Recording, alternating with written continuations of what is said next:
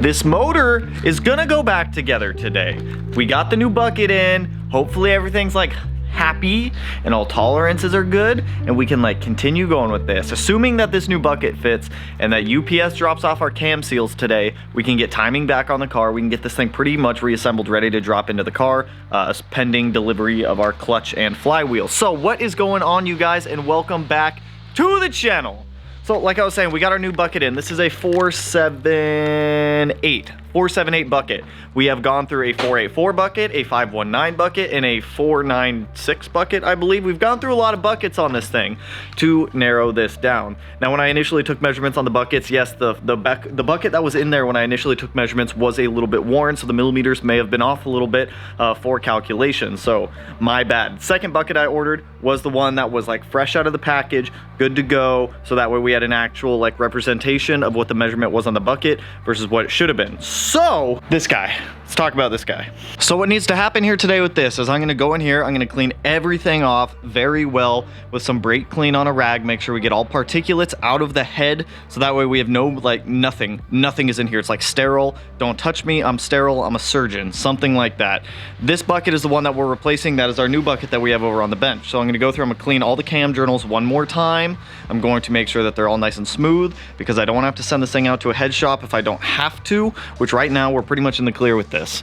The actual cam carrier that I have over here, I need to finish cleaning this up a little bit, getting the rest of the particulate off of this and clean up the cam journals on here a little bit. All I'm going to be using is some red Scotch-Brite. It's not like a very strong, it's not a strong like sanding dealio guy, so it's not gonna like completely wreck it. It should just clean up any like rough areas that might be on the surface of the journals. Once we have that done, we'll get the like assembly lube on there. We'll get like all the new sealant on here. When it comes to putting sealant on these, you're just gonna go all the way around these pretty much. Not a ton of sealant, just a little bit, just to make sure that you have a good seal on there. And then we also have our beautiful little cams down here. So I'm gonna clean those up with some brake clean also.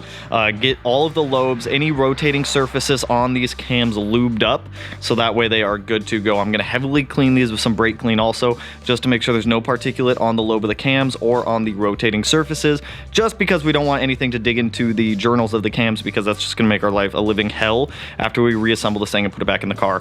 Once everything's good, if all measurements check out, we'll get the valve cover put back on, we'll get the spark plugs put back in, we'll get the coil packs put back on, we will get the timing set up back on the car, timing covers, everything, and this thing should be good to go. So let's start this off. Start cleaning this and getting our cam carrier ready.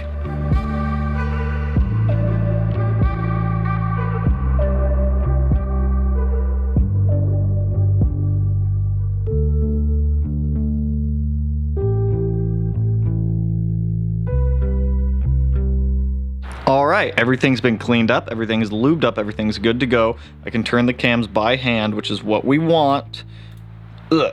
Cams turn by hand. I have up the torque settings on my phone. Everything gets torqued down to 14 foot-pounds except for these front two bolts. So this one's 7, the other 6 are 14 foot-pounds. Now there's a sequence in doing this, pretty much cross, middle. So I'm gonna start top left, bottom right, bottom left, top right, bottom middle, top middle. So you're gonna be changing the torque settings on your torque wrench a little bit. I have the cam caps over here lubed up, ready to go. I need to put a little bit of sealant on there. I will do that real quick. But I do suggest, if I can remember which drawer I put this. Is it in that drawer? It's not in that drawer. Is it in this drawer? It's in this drawer. I got this small like Tecton inch-pound torque wrench. If you guys don't have one of these, I will link this down below. Well worth it. I think it was like 40 bucks or something like that. Cheap to have in your garage, and it's definitely gonna save you when doing things like this. So I'm gonna get those cam caps sealed up, get some sealant all along the mating faces of these. You do not need a ton of it. Same with these cam caps. I'm gonna start with the cam caps just to get those on there. Get them tightened down a little bit just to hold everything in place. Then I'll get this one on there, and then we'll go over that torque sequence, get everything torqued down, and then we'll verify valve lash. From what I checked, it looks like we're good, but I mean, we're not gonna know till we go to torque everything down, and I'd rather just do this all at once. If I have to pull it back off and order another bucket, so be it, but I have a pretty good feeling this is our correct bucket size now.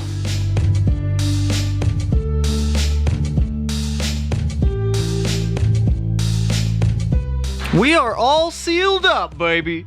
And what is it? The valve lash. The valve lash is finally good. So as you guys can kind of see on that feeler gauge right there, it is 6 thousandths of an inch on that little guy. We're just gonna just bloop.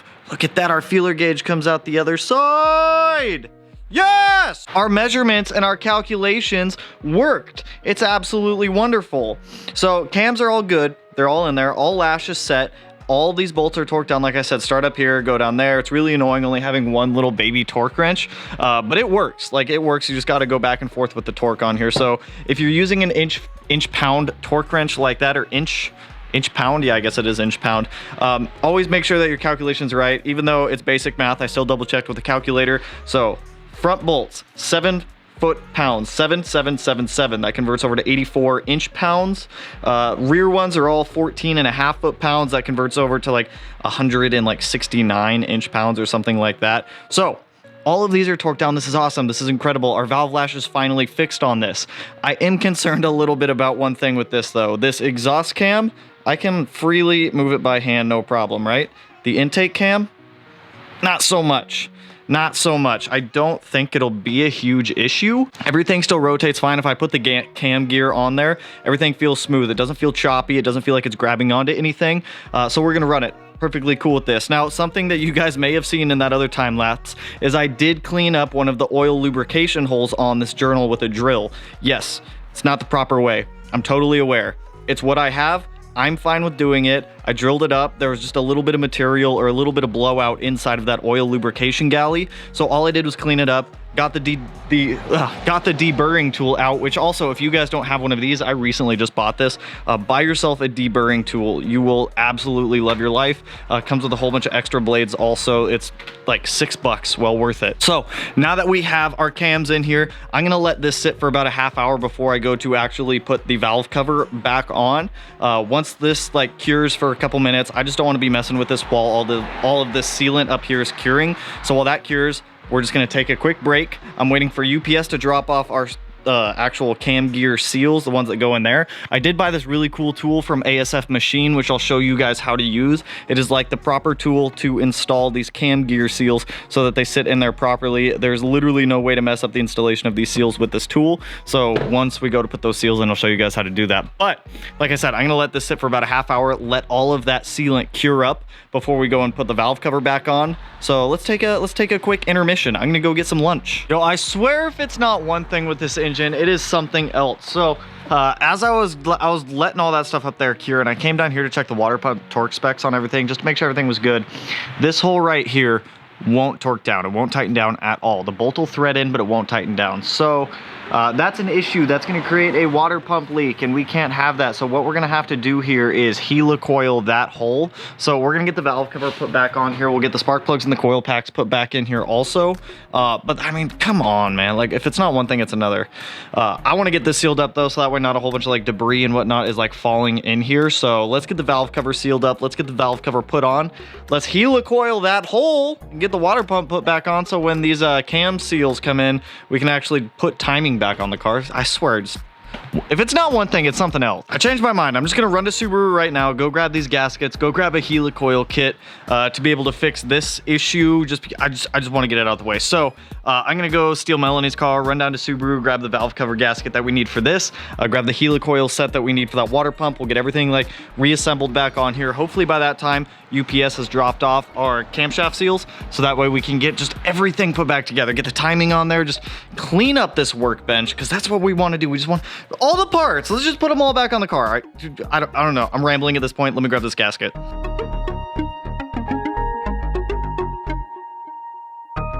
I have returned from Subaru and the auto parts store, and we have our helicoil set. So I'll show you guys how to use this. It's not too bad to use. It'll also save your threads like 1,000 times over. Also got like the new valve cover gaskets for the driver's side, the left side of the valve cover, so that way we can get that resealed up. I'm not gonna do that first. I'm gonna do that after we do the helicoil, because I need to put red Loctite on this stuff and let it sit for... Is that a bug? Get out of here. And I need to let it sit in there for a little bit just so it can like really like tighten itself up. But let me show you guys what this kit comes with and kind of what we're going to be doing here. So this is our Helicoil kit. If you can look at this where the light's not blinding it, those little spring coils right there, that's going to be our new thread inside of the block.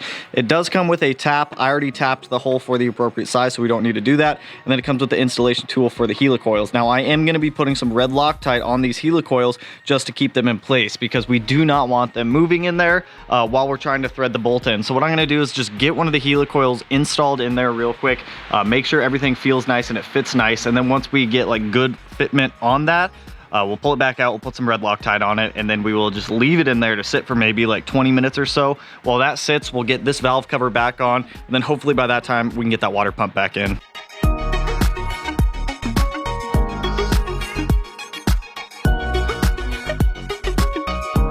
Sick, our water pump hole is fixed. We have brand new threads in there. I don't really know if you guys can see it all that well, but brand new threads in there. So I'm gonna wait for that red Loctite in there to chill out, lock that Helicoil in place, and once that is like set, then we'll get the water pump put back on, torque down, and be good to go.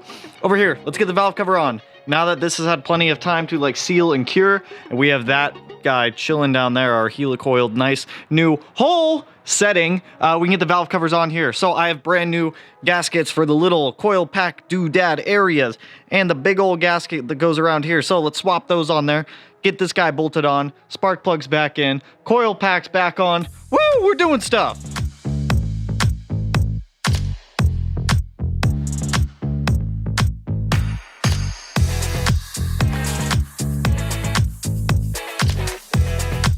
I finally, for the first time, feel like with this car, we are now out of the problem zone with this thing. I genuinely think we are like good to go. Bolt everything back on, get it back in the car, wait for parts to show up, get parts on the car, get it tuned and drive it. The motor problems, I feel like, have been corrected at this point. I do want to go over these things with you guys real quick, but I am on standby until UPS drops off our cam seals, because I can't get the cam gears back on until we have those seals in there. So whenever UPS drops those off tonight, we will continue going. If they don't drop it off, I'll come back out in the garage later in the video. But for now, let me show you guys this stuff. So we got our valve cover back on. Everything went smoothly with this. There is a torque order for these. It is top center, top left, bottom right, bottom left, bottom right, left, right. All of these get torqued down to like 7.4 foot-pounds. Super easy. Don't mess that up. Don't over torque those. Over here, our Helicoil on our water pump was a success. So, I mean, I knew it was going to be. Helicoils are awesome. I love Helicoils. The way that the Helicoil works is those little coil springs up here. Are they even up here still? I don't even know where I put them. Well, I don't even know where I put those. I actually have no idea where I put those. Where did I put those? Hang on. So these little coil guys, these are what replace the threads inside of the hole, whatever you're correcting. So what you do is you drill out the hole to whatever diameter it specifies. In my case, it was a 1/4 inch. I still need to put the bit back in there, but we drill it out to a 1/4 inch. They provide a tap for you. So what you have to do, and I had to modify this one just to fit with my tap and die kit, so I just had to grind it down a little bit, but they give you a tap so that way you could rethread the hole to bigger threads. Once it's rethreaded, then you take this little green tool right here and you get the Helicoil on the end of it. Once the Helicoil's on the end of it, you just thread it in. I do suggest using either blue or red Loctite to keep the Helicoil in place, but that Helicoil is holding awesome. We were able to torque down our water pump to, I believe it was 8 foot-pounds.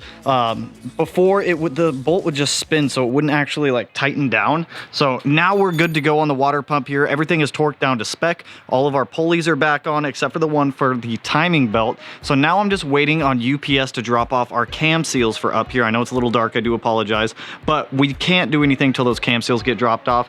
Once we get those tonight at some point, we'll continue this video, but I did want to go over this with you guys. I feel like we're out of the problem zone at this point with this thing, because all of the smaller issues have been corrected. Valve lash is fixed. That one journal in there is now fixed. Water pump threads are fixed. Everything should be fixed on this motor now and ready to be dropped back into the car. Once we get the new cam seals, we can get timing put back on the car tonight, and then we're just waiting on the clutch to show up. Once the clutch comes in, we can get this motor in the car. But for now, like I said, we're on standby for UPS, so if UPS comes tonight, we will get this cam seal situation taken care of, get timing back on the car, then end the video there. If not, I'll come back out later and end the video. So I will see you in like a microsecond, like video time. Well, that was quick. That only took like 20 minutes. A UPS showed up. So we have our new cam seals here. We have our cam seal installation tool right there. I'm also leaving the door closed this time around just because the lighting in here is a little bit better and it's like extremely dark out to be able to show you guys all this. So let me get the tripod set up and let's get these cam seals installed. I do apologize if there is any echo in here as well. We'll live, we'll survive. So let's get these guys in. So we're ready to throw in the camshaft seal ring doodad things. So I'm just gonna take a little bit of assembly lube up the snout of the cam, just so our seals go on there like nice and smooth, so that way we're not like forcing them on. So now that we have both of those sealed up, we're gonna go ahead and throw the cam seals in. So the top one, you're gonna have two cam seals. You're gonna have one that is a little like smaller in width or inner diameter than the other one. The smaller one, the one with the bigger hole in it, is gonna go in the top. The one with the smaller center hole is gonna go in the bottom. It'll go in a lot happier. Never go in dry, you guys. So ASF Machine, the same people who make some of the parts for the EG33, make this awesome cam gear tool. So essentially what we're gonna do is just put it right over that guy, take our cam gear bolt, thread it in, and then we're just gonna tighten this thing down until it bottoms out, and that is going to get our cam gear seal exactly where we need it. So that way we are not pounding it with a hammer, we're not trying to tap it in, we're literally just gonna push it right in. Push it right in. It's fancy. And it's gonna push it in evenly too, so that way you're not gonna have a high side, a low side, a left side, a right side. Perfect, right there, and now we just back it out. Tool comes off, woo, look at that. Perfectly installed cam seal. That's what I'm talking about right there. That's what I'm talking about. We ain't gonna have no leaks. No leaks at all. Same thing with the bottom. That's absolutely beautiful. Good job, ASF Machine. I'll link this thing down below if anyone else wants to snag one, but awesome tool. Now we can get the cam gears put back on. So I'm just gonna time lapse us going through here, getting the cam gears put back on and timing put back on because you guys already know I have dedicated videos for those. So let's get timing put back on the car.